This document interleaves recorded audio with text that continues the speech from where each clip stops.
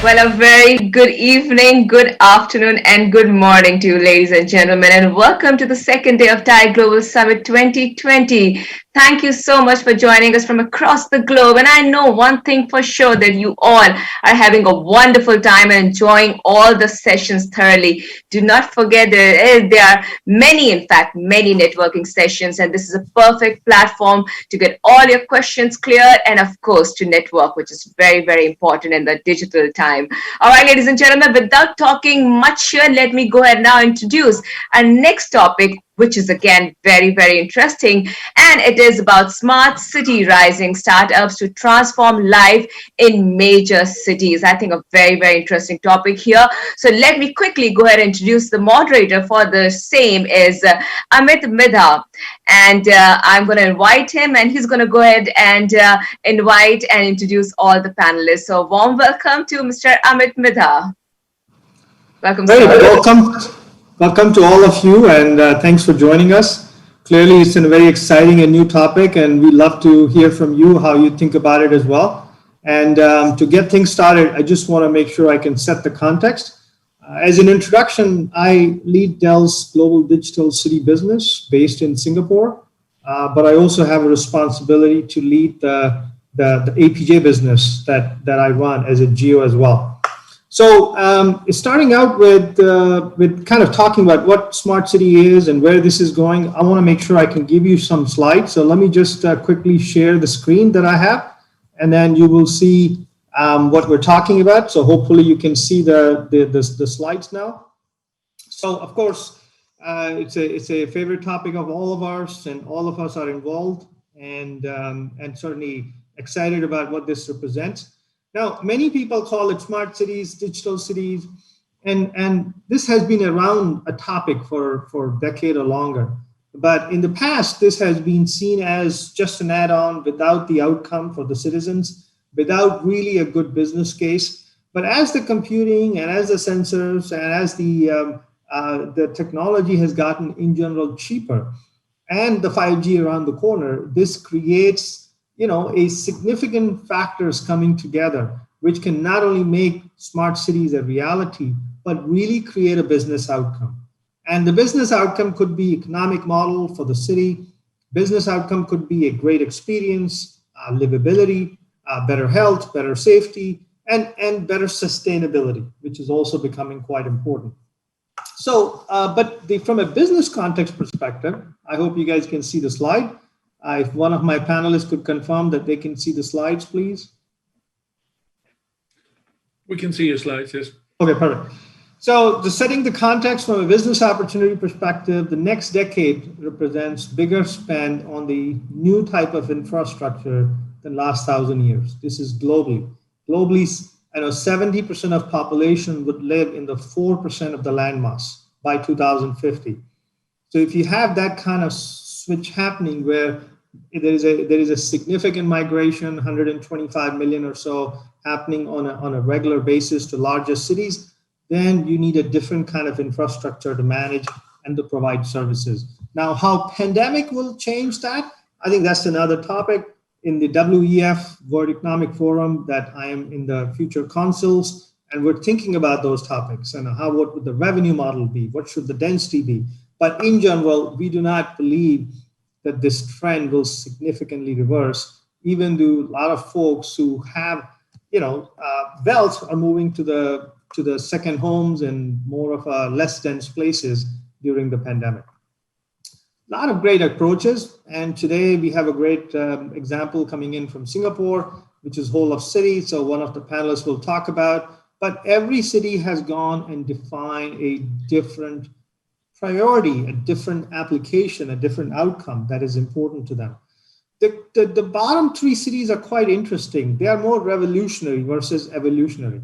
So Toyota Woven City is a greenfield approach, or in the sense Toyota had the plan and they said they're going to turn into a new type of city that brings happiness to people.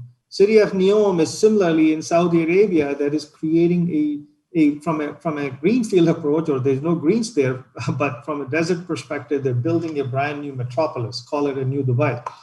And similar stuff on the new Clark City, which is suburbia in Philippines. So again, It could be evolutionary, it could be revolutionary, both approaches are happening, but at the end of the day, ultimately, it's all about citizen outcome. That I talked about many reasons why this will continue to happen. Digital natives have different expectation. Now you have a different type of expectation from pandemic response perspective. Infrastructure paradigm is changing, how we're living is changing, and finally the city economic model is changing as well. So this is what we say, build a system of system, a digital core that you can implement in a campus, in a city, in a nation. And in a democratic society, you have to give people permission to build the architecture as they see. And somehow different approaches need to be able to work together. So all have to work and act together. And that's where technology comes handy. And that's what we will talk about today as well. A complex, technology disrupted, interconnected, and dynamic urban ecosystem. So I am very pleased to have a super amazing panel with us today. We're going to hear from Singapore with Mr. Shihor Lau. He's the chairman of Smart Nations chapter at SG Tech. We're going to hear from Asim Joshi. He's global leader of smart cities at Honeywell Building Technology. We're going to hear from Mr. Murali Krishna, who is the CEO of Fluent Grid as well as co-founder. And we're going to hear from Mr. Albert Saubers, who is the director of global strategy IT in cities from ATOS. He's joining us from Netherlands. So good global panel, and I'm very pleased to welcome you all, welcome the panelists to our session today. Welcome. Thanks. Thank you, Albert. So let me start with just basically asking, start with Mr. Shi to say, tell us a little bit about what the SG Tech does in a Singapore's journey to smart city, and how would you describe Singapore smart city journey?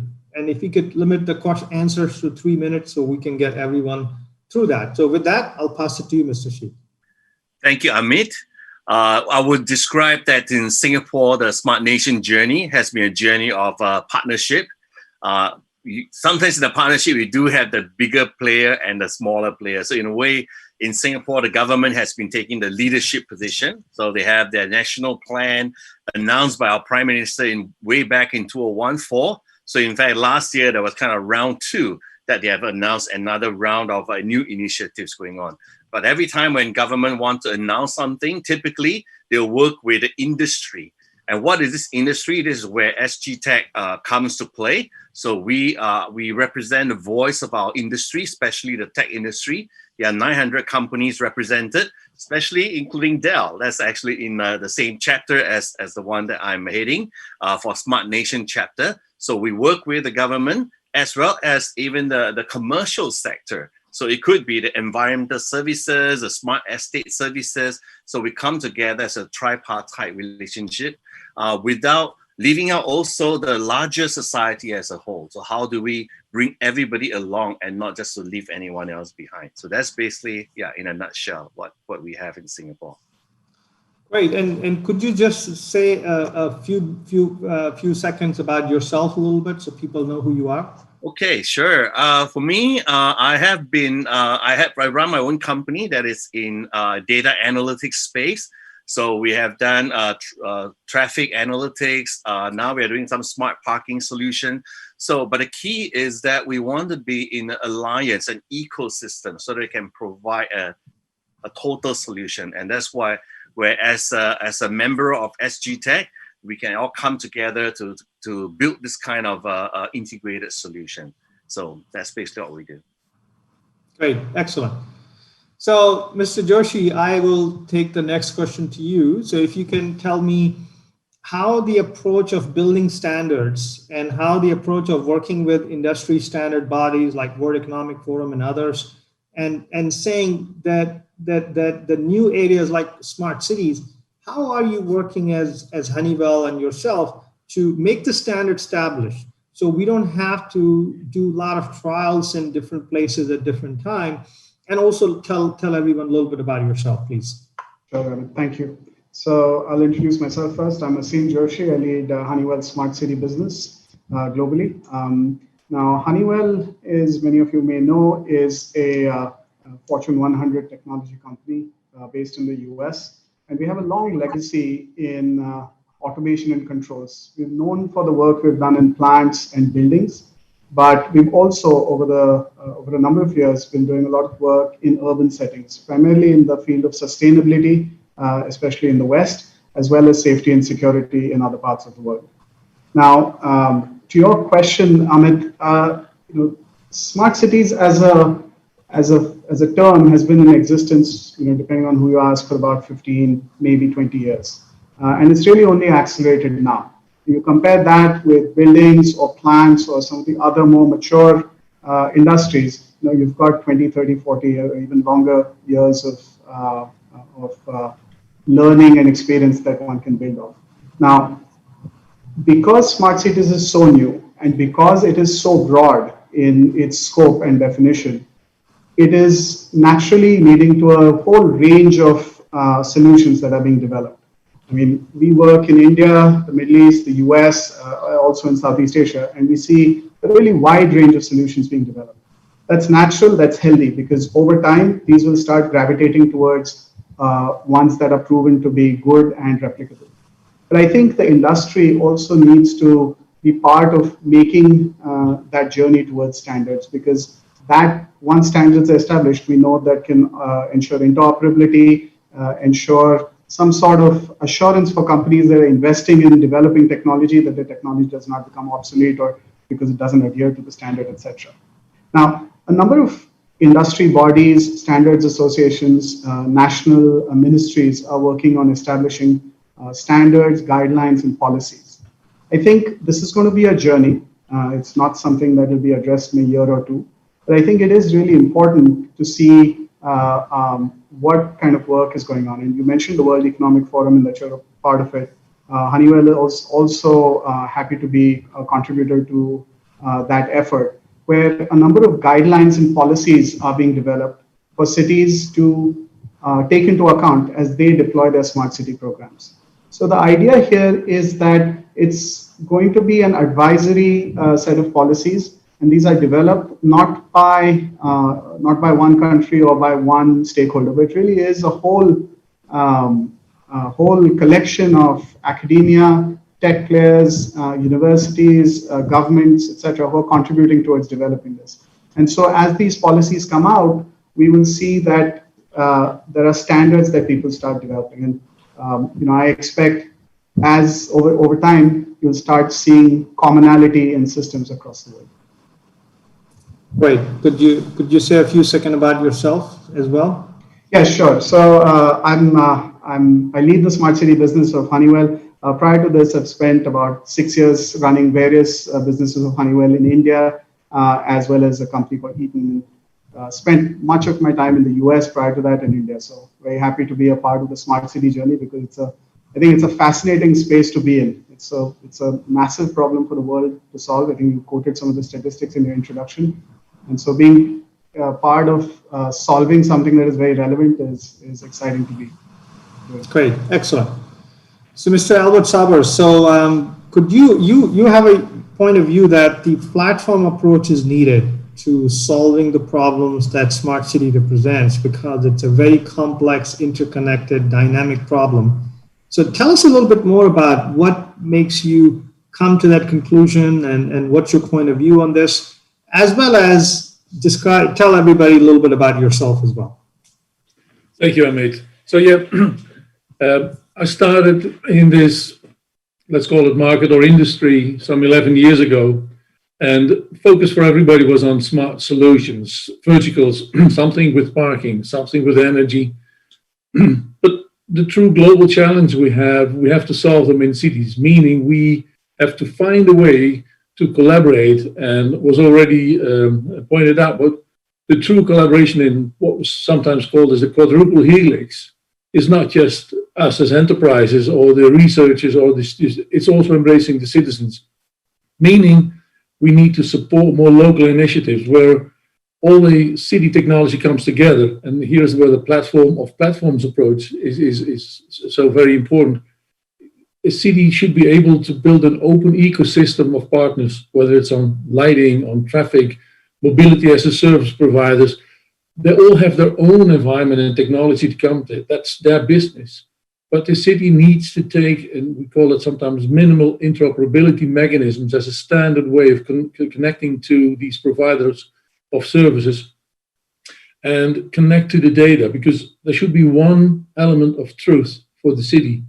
And let's take example of the mobility. Whatever location you're at, whatever mobility service you're looking for, you should have one access point to all the services provided at that area, fitting with even your personal profile.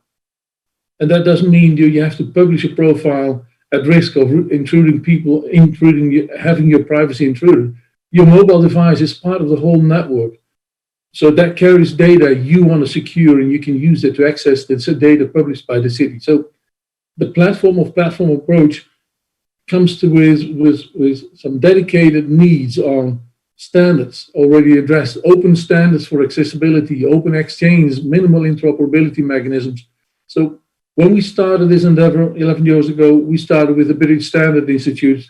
We work with the Dutch Standard Institute for Smart Cities. We work with the EU to make sure that these interoperability mechanisms is something you can adapt and adhere to, because on this quadruple helix, that we need the innovation capability and innovative power of startups. And if they have to break their minds and start investing time on creating all this, they will lose time where we all could use them really and being innovative. And so, well, if these are the standards, these are the way to access, this is how we can do it. And for us as a system integrator, it means, okay, yes, we have cloud initiatives, but we have local, so we have hybrid, we have edge, and we have micro edge or far edge technology, because in this whole endeavor, we must make sure that there's a few elements: security, build a trusted environment of all the network elements, all the platforms, security as in privacy, people need to trust it, agility, be able to speed up developments and in place or replace technology, whatever the vendor is. So that is basically our core take on smart cities. And we work with the Fiber Foundation, we work with TM Forum to make sure that we're supported on this, because it's easy to say this is what we need. But in daily life, every challenge again is, do we have a data model for it? Can we use the data? Can we access the data and create that model? How do we deploy AI, deep learning, machine learning in a way that it's common for all partners in that ecosystem of the city? And within Atos, we refer to it as explainable AI. How it's developed, that could be a core element of the provider of the analytics, but how it's published and made available, and what is the data economy that is behind it? Who's accessing what type of element in the network, and are you paying for it, or is it for free? And for the city, the data economy means they're going to procure services in a completely different way.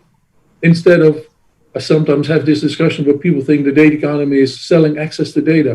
That's not in the common interest of the city at all. So to my person, I'm in this market for 11 years. I drive this globally within Atos. We're in 73 countries. We have an expanding team that grows on all the elements of what Atos is providing.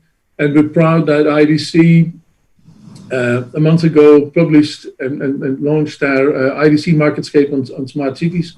And we are one of the two global companies that were positioned leader or ranked leader in the smart cities domain by IDC. Great. Thank you so much, Albert. So, Mr. Murli Ganamani, so I have a different tax to kind of give you the question. Now you're the entrepreneur who has focused on the smart city, digital cities. Tell us a little bit about how did you choose to focus on this, even though your focus previously was much more on the utility side? And then how has your experience been from a business perspective, from a return perspective, focusing on smart city? And just like everybody else, please describe and define yourself to the team as well. Sure. Thank you, Amit. Really appreciate it, and it's a pleasure to be part of this distinguished panel. So first, I'll share our utility journey briefly, and then talk about how this converged with smart cities, and then maybe the way beyond. Would that be fine? Yeah, 3 minutes. Yeah, thank you. Go for it. So we at FluentGrid, started out as a power utility software products company over 2 decades ago from a small city called Vizag, Visakhapatnam, based in India, known as a city of destiny. So it has had big aspirations. And just like any other startup, we had to encounter many challenges, but we continue to persist with the determination to make a difference to the last mile power distribution sector, struggling with high commercial losses and absolute disconnect between the utilities and their consumers. And so clearly they were not financially self-sufficient. But since most of these companies, utilities were public-owned, public sector-based or state-owned, so they required government grants or subsidies to sustain their operations. And this was the case with most of the power distribution companies in emerging economies or developing countries. So this is where we saw an opportunity to see how we can kind of develop some innovative products to help them turn them around and really make them sustainable businesses. So the challenges on hand was that the IT adoption rates were very low. As you know, back then, most of the IT adoption were happening in the other sectors, the healthcare, finance, banking, telecom. So the budgets were very low due to lack of, the commercial advantages. And most of the staff of these utilities were also IT, illiterate. Forget about being IT savvy. So, but then we knew that IT is the only way we can help them get them out of this mess, and we persisted, and we saw the need for an opportunity in utility space, which can not only help us to differentiate, but it can also provide a space for us to grow in the long term. And we started building innovative products that can help them turn around these ailing companies. And we started engaging with some of the utilities right from the home ground, and to starting with bringing awareness, educating them, building prototypes, do free pilots, run around in trains with bulky servers, some of them those bulky servers from Dell, to give demos to our prospective clients, and so on.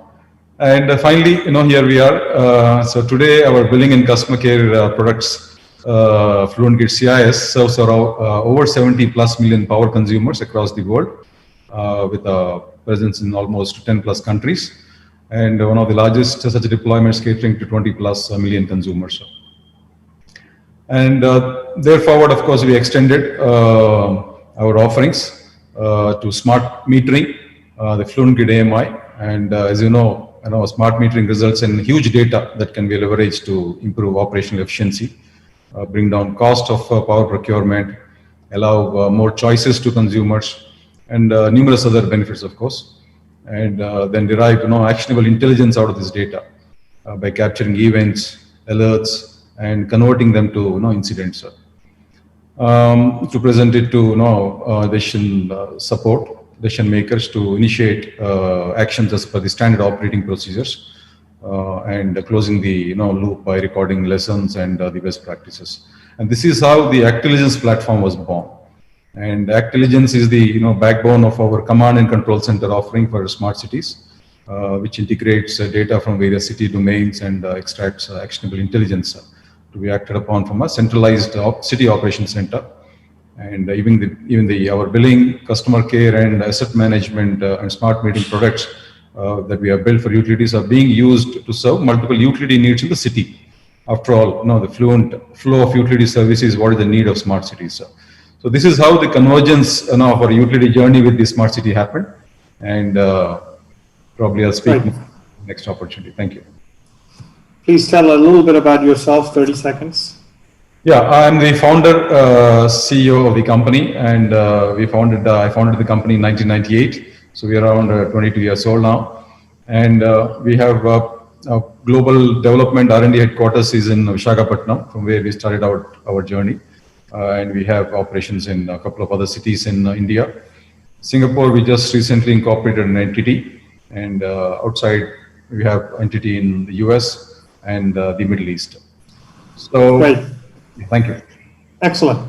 Good. So now the next question I'll switch to is starting from the Singapore side, which is, how do you build a business case for smart city, and what's the ecosystem you need? So we're going to try to just answer 2.5 minutes. So I'll go to you, Mr. Shi. Tell us a little bit about how could city justify expenditure, and what kind of ecosystem their city has to make to be successful in this? Yeah, I think that's a tough question for many government agencies. I think, yes, the tech industry is always ready to say, I got the latest and greatest stuff to offer, be it in whatever area. But at the end of the day, I think it has to be the citizens, the people that will benefit from all these initiatives. So I think this is an area I find that I see that in how the priority is given. So for example, and the application may not be that smart, that sexy, so to speak. For example, in Singapore, we have an application basically from cradle to grave.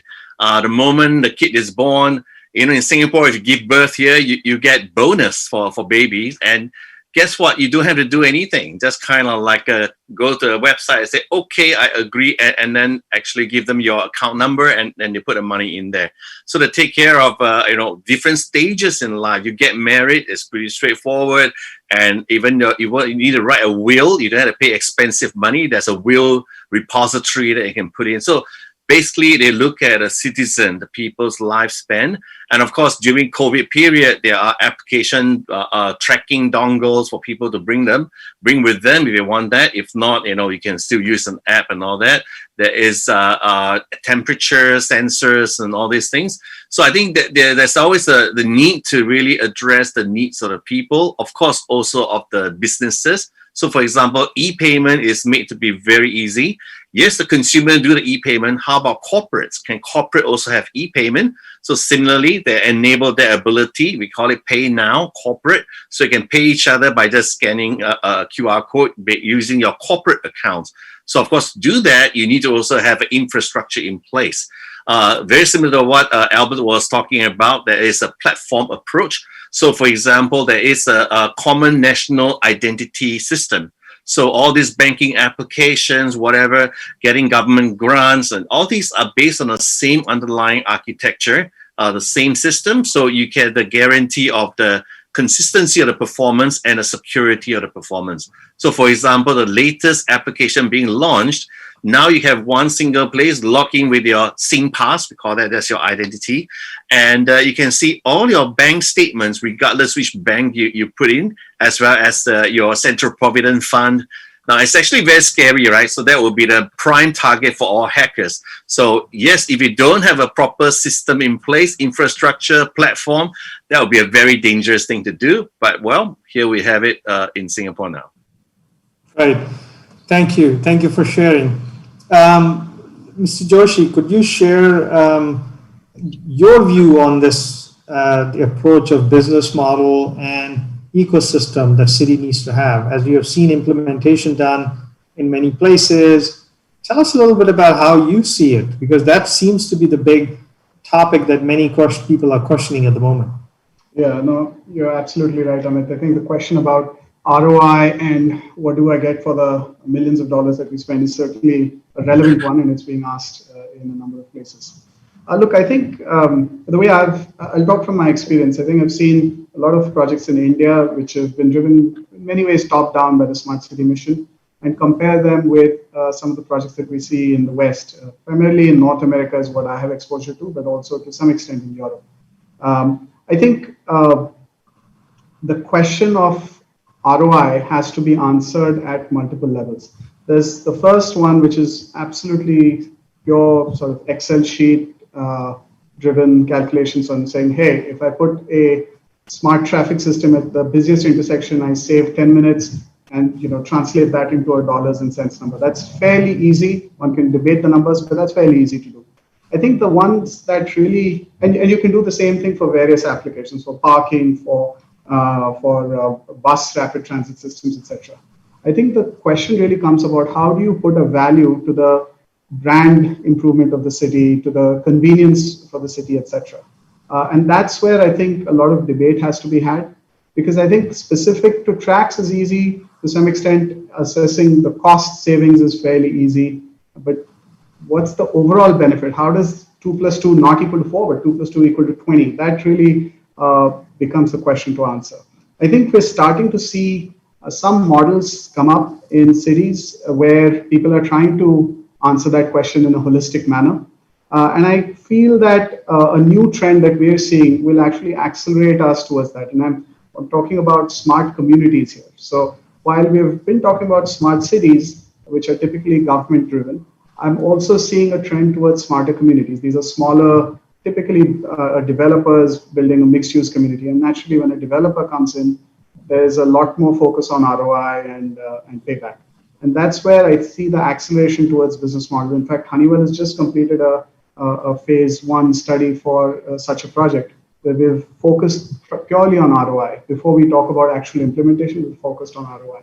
So I think the models will come, and it's a fair question that people are asking. Great, thank you. Thank you, Asim. So, Albert, a question to you. Where have you seen the platform approach that you described earlier? Which city is closer to it? Which city has experimented with it? What's your, how close we are to this vision of, huge system interoperability using a platform? Mute, please. Sorry, I would unmute myself first. Depending on the scale you look at it, we see small cities start with the platform approach first before start implementing smart solutions, because they know that to the point of ROI, if you have a singular or a vertical smart solution, your ROI will never be positive. Because with the platform approach, one thing you will achieve first is that it will help you, and I would add the word politically here, fight the siloed approach of cities. And we have that. I was in America. I mean, you know that I stayed in America for a few years. And with the larger cities, we had that discussion. The power of attorney, the power of operations lies with the departments that hold the biggest budget. And that they will conflict with the interest of the city to incorporate more citizens. And then at scale, yes, you can work with communities. We do that. You can work with a campus approach. You can work with neighborhood approach, but it has to seamlessly integrate with your city, because it doesn't work in your community if you step outside your community and all of a sudden you're back in, you feel that you're back in the Middle Ages. It doesn't work that way. So from Honeywell, we work with you to get a seamless integration from your home to your campus to your city, because that's actually how you work and access the data. So that platform approach at scale, we see that in some cities like in Vietnam, where it's more like on cities operation control, where they adopt to the platform approach. And you touched on Neon, it's the same, because they know they have all these different vendors with different specific technologies coming in, but to be able to control and manage it from a central piece, they start with the I would say the platform approach. The challenge they have, and this is when you start with the platform and put it on top of it, is where to operate and run your data analytics. Whether it's your deep learning on recognizing people in car, whether it's analytics AI you need for, say, environmental issues, because you don't want to build it all yourself, you don't want to operate it all yourself. So in a sovereign cloud environment where you have your operations layer and there's an issue with pollution, whatever. So there's something in the air and your sensors pick it up, you do not know the source. You might not have the right AI to understand quickly what the source of that pollution could be. So through a sovereign approach of a cloud to cloud, you could call in that AI from, just making the example of like EnviroSuite from Australia. So, well, this is my data set, analyze it, put it on a map and give me the result, because I need to fight this within the next 30 minutes. So this is how the platform approach, I would say, is against this ROI thinking. It seems strongly differentiating here, but of course ROI is there. But it's first of all, it's your society. It's fighting global challenges, but it's your health, it's your environment. It's your society. So the quadruple helix, getting your citizens. Second is, of course, your economic. Being able to attract new businesses, and we've seen that in America, where Amazon was challenging cities to come up with the best proposal for their second headquarters. It was not about traffic. It was all about that citizen engagement, the citizen services, their employees living at the most healthy place they could. So they would not have that much issues with health regulations and topics on that. So the whole topic changes, and here's where your RI is different from what we expect in previous years. Excellent. Mr. Murli, you have been an entrepreneur with a conviction and resilience. So one of the key questions that entrepreneurs are really asking is, in this space when there is a long sales cycle, dealing with the governments, dealing with utilities, it takes a lot of resilience to kind of establish a company and make it happen. What sort of advice could you give to entrepreneurs in terms of resilience and building a company where many of the conditions are, let's say, less than most favorable, Absolutely. I know. So it's not easy to work, especially with, so many uncertainties. And we started our journey in, like I said, in one of the most diverse nations with the complexities that can extend vividly to your imagination. So that kind of helped in many ways gain a lot of experience. But yeah, resilience is the name of the game, and as an entrepreneur, you would encounter numerous obstacles threatening the very survival. But it helps to stay focused and continue to look for ways to move forward, just like water finds its way through the rocks. So when the storms come your way, how do you respond? And then bounce back more than once for sure is what I think defines you. And I know it's easier said than done, but that's what is entrepreneurship is always about. So talking of resilience, I think you would now hear more about resilient cities in smart city space. And as you know, it's all about how to be prepared for emergencies, how do you respond and then bounce back to normalcy quickly. We ourselves have an emergency response center solution built on Actiligence platform. And quite recently that has helped to deploy the pandemic response solution at a very short turnaround times. Yeah, but there are numerous opportunities in this space. I think every city administrator is asking itself, how do I safeguard my city and citizens against physical and cyber threats?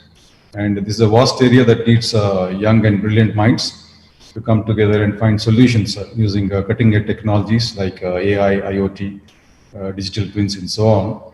And I think, like the earlier speaker had mentioned, I think platforms are very important. And of course, it's not easy for the entrepreneurs to gain the mind share of these prospective cities or customers. And that's where it would help to work with a platform provider, like say, for example, Dell's Digital Cities platform or FluentGrid's Actiligence platform, and identify a platform, focus on realizing your dream use cases, leveraging that platform, and let the platform provider help open doors for you. So that's one quick and sure way to success. And I believe there's a huge opportunity out there, when it comes to smart cities. And a city is just like it's a microcosm of the larger world out there with unlimited scope for applying technology. So be it utilities, safety, security, healthcare, education, transport, I think law and order, disaster management, solid waste management, and so on. So I think it's like all these various domains coming together in a city. So there are ample opportunities for every entrepreneur to make a difference to the quality of living in cities, where you can start working on innovative use cases with freely available data to solve local problems. Now the open data portals are available. So you can, the APIs are open. So you can, in fact, look at ways to develop some very innovative solutions and use cases right in your city. So because it's all about solving local problems. I think there's a huge opportunity, and we need a lot of young minds to solve numerous urban problems as the pace of urbanization is accelerating, again with limited resources. And one thing I can say is that we are here to support in terms of validation of ideas, market accepted urban platforms to integrate and try your solutions. And great. Well, congratulations on your journey and coming this far. So with that, I want to say thank you to all our panelists. I think we're pretty much getting close to our session, and I want to say, what I learned today was listen, one, the business, the whole digitization across the world is happening, and cities are going to be no exception. The business models are evolving, but significantly better businesses than what we had 15 years ago in terms of economics and citizens' outcome. But the way the things will be done The problem of managing a modern metropolis is moving beyond a human scale to machine scale. This is no longer a problem that could be solved by humans given the interaction between the multiple participants. Some of those participants will be machines or autonomous machines. So in that context, the digital cities is the necessary ingredient to create a better quality of life, better economic model, and a place of attracting the talent. You've seen the approaches of Singapore. We can certainly talk about others. We have seen the journey of an entrepreneur, journey of an MNC who is establishing the standards and building global scenarios. We've seen a approach of another global company in 73 countries that is also establishing the platform. So fantastic opportunity ahead, but it's in a system that is a uniquely different. While the platform could be global, local ecosystems will need to be built. That means every one of you have the opportunity to say, if a smart transportation system, what will be run in your country? So I wish you all well in your journey. I certainly want to say thank you again to our panelists and to Ty to having this platform for all of us. So with that, thank you so much, and I'll pass it back to Dwani. Thank you very, very much. And I must say that was a very motivating session. And thank you for actually throwing light on the challenges that the startups face and how important startups for the major cities and actually, digitizing the major cities is the need of the hour. Thank you very, very much for a fantastic panel discussion. Once again, thank you very, very much. And ladies and gentlemen, please stay with us as we are ready with the next interesting session. Thank you very, very much.